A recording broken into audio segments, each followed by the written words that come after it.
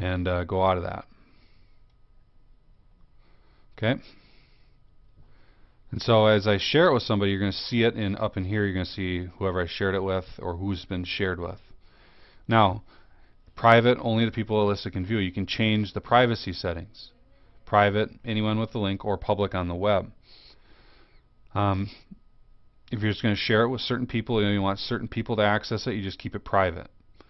If you're going to post a link somewhere, you go anyone with a link can access it, no sign-in required. You can also do public on the web. Anybody can find it. I usually, if I'm going to share a document with a lot of people, I don't want to keep it private, and I just want to keep this whole no sign-in required, I just go public on the web. And here it says access. Anyone can view this document. And so if I just want them to see it, I hit save. And now it's going to give me this link. And so what I do is I take this and I copy this and I can send it in an email to those people if I want. Or I can just share down here as well. Okay. So up above here you have your title. You can star this document from here as well. You can see it's sharing. It's public on the web. Things are saved automatically. I can see any comments that anybody has made. I can also share it from here. Same type of thing as over here. So there's a couple ways to share this document. The file menu has new, so if you want to create a new document straight from here, you can do that and open just like you would in Microsoft. You can see your revision history, and so there's not much revision that's been done to this document yet. You can change your language if you want. You can rename it, although renaming it is pretty easy. You just click on the title, rename it. You can make a copy. So what this is basically the Microsoft version of Save As. And so if you have something you don't want to mess up the original, just go to make a copy. It'll also say comments will not be copied. Also copy document collaborators. Just click OK. And now I have copy of trial document. So I go back to my Google Docs. You can see I have trial document and copy of trial document. So if I have this and I just want to mark it up or do whatever I want with it without the other person seeing it, I can do that. So let's go back to our trial document. You also have download as, which is kind of a neat little feature. You can download it as a PDF, rich text file, just a text file. You can even download it as a Word file or an HTML file. And so if you want somebody to be able to work on this in Microsoft Word, you just download it as a Word file. And I'll ask you, there's nothing on here, but, and there's your Word file. Just do a file, save here, and now you can send out a Word file as well, if you so choose. Now, note that if I make changes now to this document, okay, and I hit save, they do not go on to the Word document. Those are not connected. And so just be aware of that. Any changes that you see on the Word document will not be made into the Google document. So you can download them as share again here. Here's your page setup, landscape, portrait, margins, paper size, paper color. All that can be there. Print settings. You can add page numbers to your documents. Print preview. You can see the document in print preview. You can print it from there. Close your preview. And you can print from your file menu. Your edit, basic, undo, redo, copy, paste, select all. Okay. Your view, document view, if you want to do paginated or compact. And so if you just do compact, you're not going to see where the page breaks are. You can insert images, links, equations, drawings, comments, footnotes. Okay, page numbers at the top or bottom. You can insert page breaks just like you would in Word. Headers and footers, bookmarks, table of contents. Formatting is pretty similar as well, just as you were in Word. Tools, you can translate the document. You can do a word count. Preferences here, we'll just go through your shortcuts basically. You can insert your table just like you would in Word. And you can change those settings as well. You can even right click on, you can insert columns to the left, columns to the right, things like that with your tables, just like you would in Microsoft Word. Okay. And then if you look at the document, so this is your document. You have all your fonts. Now the fonts aren't probably as much as Microsoft Word, but there is some there that will allow you to do things. Change sizes, bold, underline, italic, color, background color. Also links. So if I want to link to this, take this page, copy it, paste that link in there. There's your link. You can insert an image, upload URL. You can do a Google image search.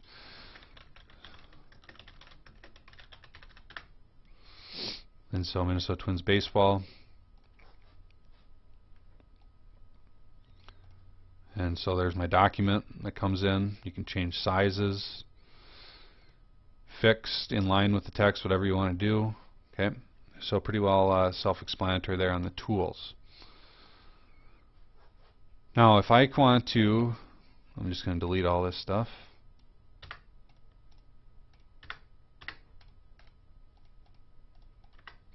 And I'm actually going to start a new document.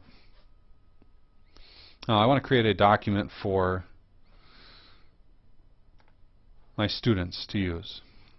So this is worksheet 1. Okay. Put their name.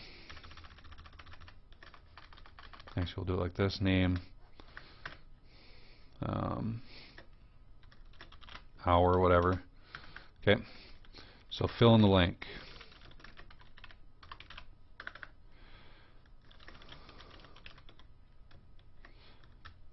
Sky is what color?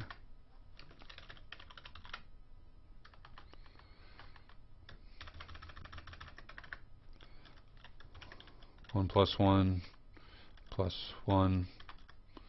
equals, and they can fill in the blank. Okay.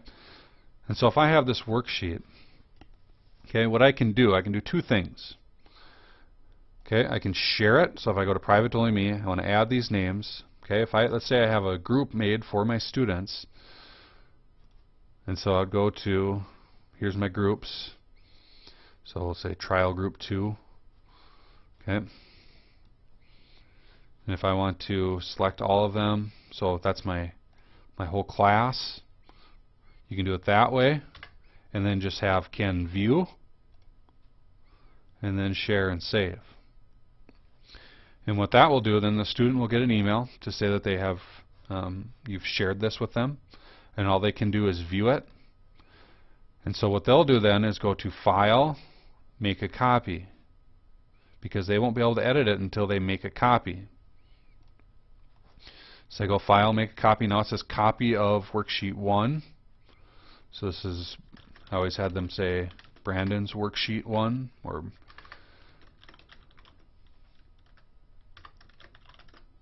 one worksheet, whatever. Okay, and so here they can put in their name, their hour, so hour 1, fill in the blank. Sky is blue. This is 3. Okay, and so what they do then, after they've made their copy, now they need to share that with you as a teacher. Okay, and so they can share it with me, right back to me, share and save. And now you'll get that document. You'll say Brandon Ramo, Hour 1, Worksheet 1 in your Docs view.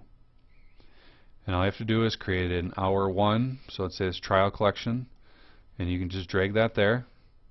And now if this was your first hour, here's all their documents. And you can go through. So the sky is blue.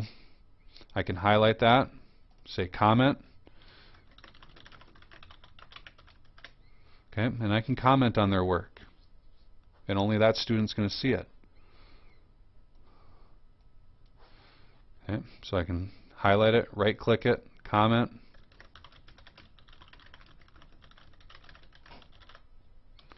How did you come up with that answer? And now just that student will be able to see those comments. And so what they've done is you created something, they went to make a copy, and then it comes back to you, and then you can go through and then correct everything. And so a great way to be able to share documents back and forth. If you have a group of students working on things in an hour, you can do that as well. And so here's the original worksheet one. And so here is the comments as well. And so you can see everything. Okay. And so that's sharing a document. Notice that it saves automatically. And here you can see, since I do have this opened up twice, you can see where if this other person was going to type here, which is actually this document, and I go back, so if I was a student there, you can see that it's already been typed. So it's a collaborative document that is saved in your Google Docs. Okay, and so what you'd want to do is, if you're going to do something like this, do it with one class, small, and you're going to want to go, if you're going to want to create either groups for your students if they have email, or the other part that you can do is you can take this document, so worksheet 1, private only to me, and you can make it public on the web, keep Can View and hit Save, and then take this link, and you can post this link on your website. What I like to do is I like to go to a service such as Google URL shortening. I take this and I just hit paste that URL, and it shortens it. And now this URL, which is over here, I can take that and put that on the board.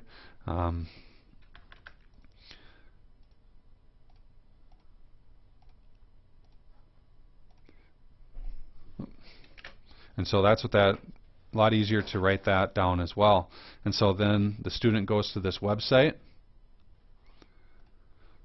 this link,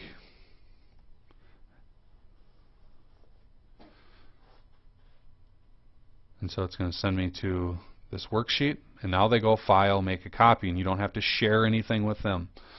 Okay, all you've done is taken that URL by making it public on the web, taking this URL, copied it, and we just shortened it in a URL, and you can write that on the board, put it on your website, whatever, and that will shorten that URL. And so now you have HTTP ://goo.gl/WNYYZ instead of if you're to take that URL, original URL, and tell your kids to go there, that's much more difficult to type in. And so here you've shortened that URL, it's easy to go there, and now you've created worksheets. They go to open it, File, Make a Copy. And so that's Google Documents, kind of in a nutshell. Back in your Google Docs, everything will be there as well. And so a lot of stuff to go through in 30 minutes, but it's something definitely that is worth doing, especially if you're a Google Docs school. You do not have to, people do not have to have Google Docs in order to see it. You can always just create documents, make them public, and you don't have to worry about people having Google Docs as well. And so our next webinar, which will come on November 7th, will deal with Google Presentations and Google Forms, and using those in the classroom as well. And so this next or in 2 weeks will be more Google Presentations and Google Forms. And so I want to thank you today. I'll stick around here for about another minute or two to see if there's any questions that come through on the chat room. If not, then thank you for joining. And it is 3:49, and we'll see you November 7th. Remember, all these are archived. If you want to go back through, I remember I did go pretty fast, just underneath the webinar archive on the MervEd site. It should be up there in about an hour or so. So hang around here for another 30 seconds or a minute and see if there's any questions. And I will see you November 7th.